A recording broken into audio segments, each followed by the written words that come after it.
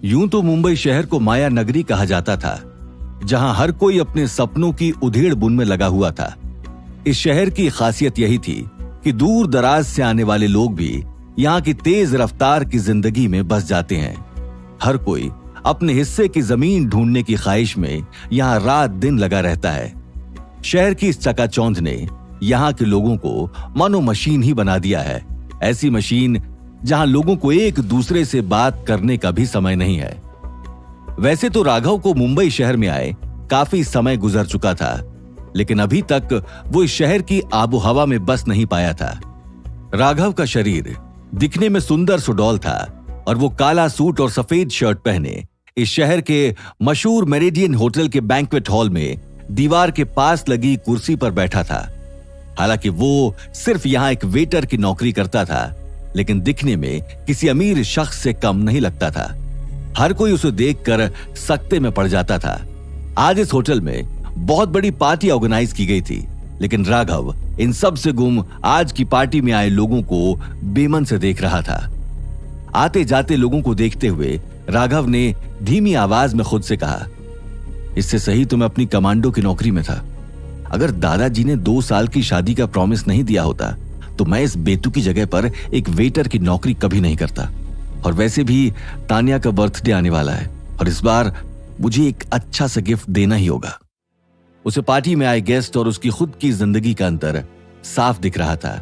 उसे याद आ रहा था कि 2 साल पहले जब वो अपनी कमांडो की नौकरी छोड़कर यहां शादी करने के लिए आया था, उसके बाद से उसके जीवन में कई सारे नए मोड़ आना शुरू हो गए, जिसकी वजह से उसकी जिंदगी में कुछ भी ठीक नहीं चल रहा था। इन 2 सालों में कभी भी उसकी जेब में 1000 रुपए से ज्यादा नहीं बच पाए और शायद यही बात थी जो हमेशा उसे अंदर ही अंदर से कचोटती थी। उसके जीवन में हाल फिलहाल कई तरह की परेशानियां थी, जिन परेशानियों के इर्द गिर्द वो रात दिन घिरा रहता था। लेकिन जब जब वो अपनी खूबसूरत बीवी को याद किया करता था, मानो जैसे उसकी परेशानियां उसे धुएं के बादल की तरह गायब होते दिखती थीं। हालांकि उसे इस बात का अफसोस भी था कि वो आज तक अपने ही कमरे में अपनी ही बीवी से अलग सोया करता था। तभी अपने ही ख्यालों में खोए हुए राघव को एक आवाज सुनाई दी, राघव, रूम नंबर 888 में खाना पहुंचा कर आओ। और हाँ, ध्यान रहे किसी भी गेस्ट को तुम्हारी वजह से कोई तकलीफ ना हो, वरना तुम जानते ही हो। अब चलो उठो जल्दी। मैनेजर ने राघव को घूर कर देखा और सख्त आवाज में कहा। राघव ने नर्म आवाज में कहा, जी सर, दे आऊंगा, लेकिन आप इतना गर्म क्यों हो रहे हो? राघव का जवाब सुनकर मैनेजर ने एक पल राघव को देखा और गुस्से में कहा, क्योंकि तुम्हें एक बार में कुछ भी समझ आता ही नहीं है। अगर मुझे अभी स्टाफ की कमी नहीं होती तो मैं सबसे पहले तुम्हारे जैसे नाकारा को नौकरी से निकालता। मैनेजर को राघव के काम के तौर तरीके बिल्कुल पसंद नहीं थे, क्योंकि उसे हमेशा ऐसा ही लगता था जैसे वो इस काम के लिए बना ही नहीं था।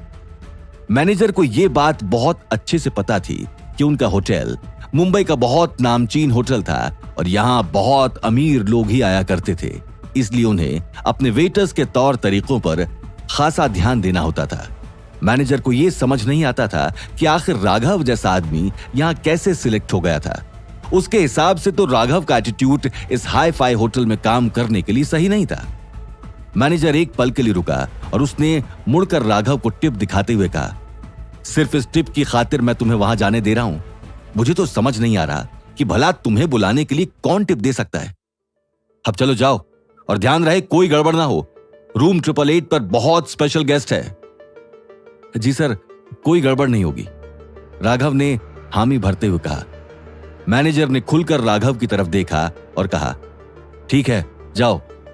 टिप के तौर पर उसे ये पैसे 888 रूम में ठहरे गेस्ट ने दिए थे, लेकिन उनकी शर्त यही थी कि रूम सर्विस के लिए सिर्फ और सिर्फ राघव को ही भेजा जाए। मैनेजर तो ये सोचकर हैरान था कि आखिर इतने अमीर लोग राघव को कैसे जानते थे। वो ये भी सोच रहा था कि कहीं राघव ने उनसे पहले कोई बदतमीजी तो नहीं कर दी थी और उसका बदला लेने के लिए उसे वहां बुलाया जा रहा था।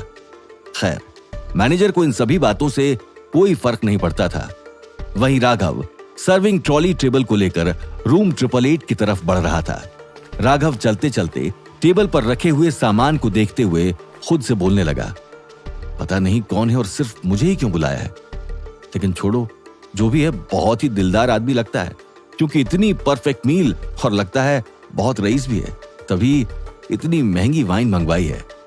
जैसे ही वो रूम नंबर 888 के बाहर पहुंचा तो उसने अपने कोट के बटन लगाए और अपनी टाई को ठीक किया।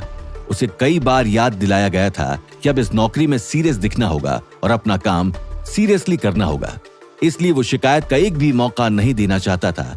तभी पीछे से किसी ने उसे आवाज दी, मिस्टर राघव राठौड़। राघव ने एक नजर पीछे घूमकर देखा, सामने लंबा चौड़ा आदमी काला सूट पहने खड़ा था। राघव ने उसे ध्यान से देखा और धीमी आवाज में कहा, जी मेरा नाम ही राघव है, कहिए। आदमी ने अपनी जेब से एक डेबिट कार्ड और नंबर निकालकर राघव के हाथों में थमा दिया और बिना कुछ कहे वहां से निकल गया। राघव ने उस आदमी को आवाज देकर रोकना चाहा, लेकिन वो आदमी रुका नहीं।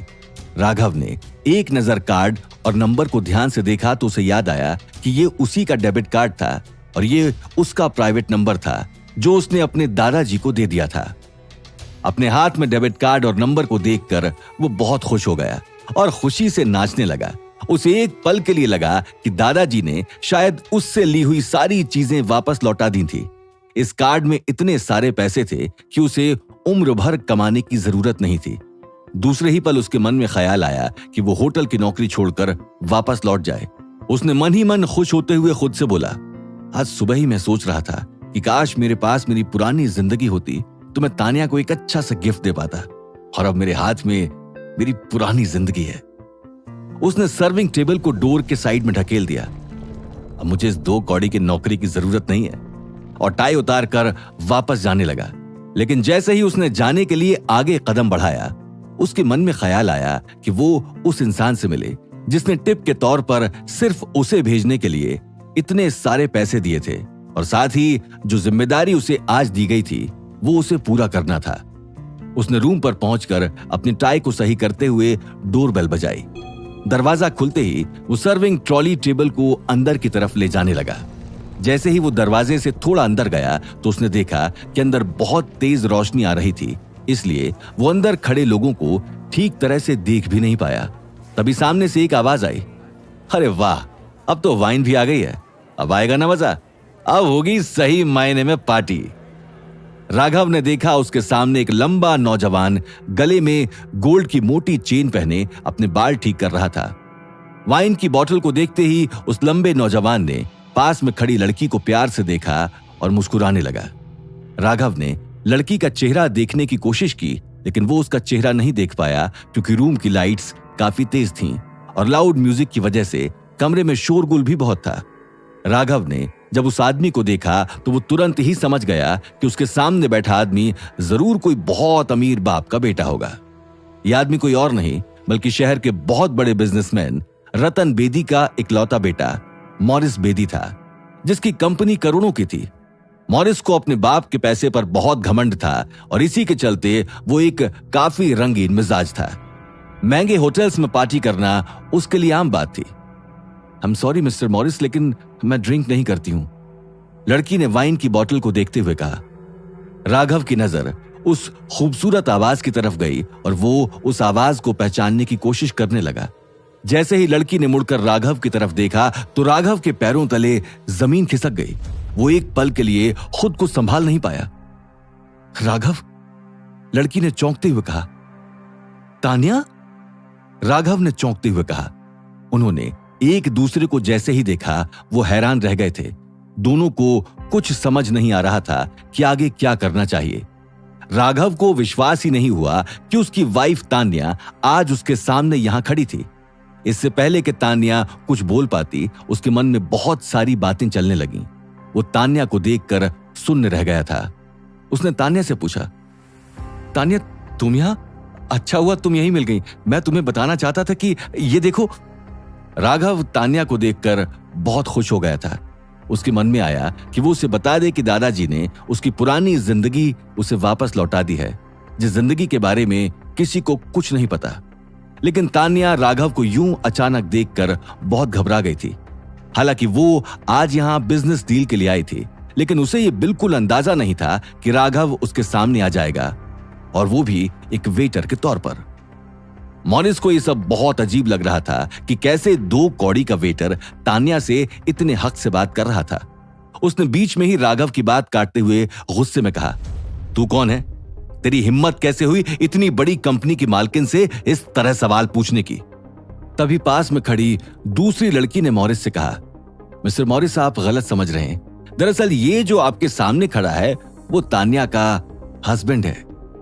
ये लड़की कोई और नहीं बल्कि याशी थी, जो कि तान्या की बेस्ट फ्रेंड होने के साथ साथ उसकी कंपनी में पब्लिक रिलेशनशिप मैनेजर भी थी। हालांकि दोनों के बीच में बहुत अच्छी दोस्ती थी, लेकिन कहीं ना कहीं याशी तान्या की तरक्की से जलती थी, क्योंकि इतनी कम उम्र में अपनी कंपनी को चलाना बहुत बड़ी बात थी। और साथ ही तान्या को ऑफिस में कई लोग ब्यूटी बॉस भी कहते थे, क्योंकि वो दिखने में बहुत सुंदर थी। और आज याशी ही तान्या को इस होटल में लेकर आई थी, क्योंकि अभी उनकी कंपनी को फंड्स की जरूरत थी। मॉरिस को याशी की बात पर विश्वास नहीं हुआ, इसलिए उसने कहा, याशी, मुझे लगता है कि तुम्हें कुछ गलतफहमी हो गई है। ये वेटर आखिर तान्या का हस्बैंड कैसे हो सकता है? पार्टी में मौजूद सभी लोग अब सिर्फ राघव की तरफ ही देख रहे थे। किसी को यह विश्वास नहीं हो रहा था कि आखिर ये नॉर्मल सा दिखने वाला वेटर इतनी हसीन लड़की का हस्बैंड कैसे हो सकता था। हर कोई यही पूछ रहा था। याशी ने आगे कुछ और कहना जरूरी नहीं समझा, क्योंकि वो चाहती थी कि अब तान्या ही सबके सवालों का जवाब दे। तान्या को अब ऐसा लग रहा था कि सबकी सवालिया निगाहें उसकी चुप्पी तुड़वा कर ही रहेंगी। तान्या को अभी भी कुछ समझ नहीं आ रहा था। एक तरफ उसे बहुत गुस्सा आ रहा था, तो दूसरी तरफ वो बहुत ही हेल्पलेस और शर्मसार महसूस कर रही थी। वहीं राघव बिल्कुल चुपचाप खड़ा था, क्योंकि वो ये देखना चाहता था कि तान्या क्या कहने वाली थी। उसने सोच भी लिया था कि अगर तान्या ने उसे पहचानने से इनकार कर दिया तो वो यहां से बिना कुछ कहे चला जाएगा, क्योंकि ये एक सीक्रेट शादी थी और इस शादी के बारे में कुछ ही लोगों को पता था। उसे यही लगा था कि तान्या उसे इतने लोगों के सामने कभी नहीं अपनाएगी। क्या तान्या इस बात को सबके सामने कबूल करेगी कि राघव ही उसका हस्बैंड है? तान्या इस पूरी सिचुएशन को अब किस तरह संभालेगी? याशी तान्या के साथ दोस्ती में कौन सा खेल खेल रही थी? क्या होंगे इन सभी सवालों के जवाब? कमेंट बॉक्स में कमेंट करके जरूर बताएं और आगे की कहानी जानने के लिए सुनते रहें राघव बन गया जेंटलमैन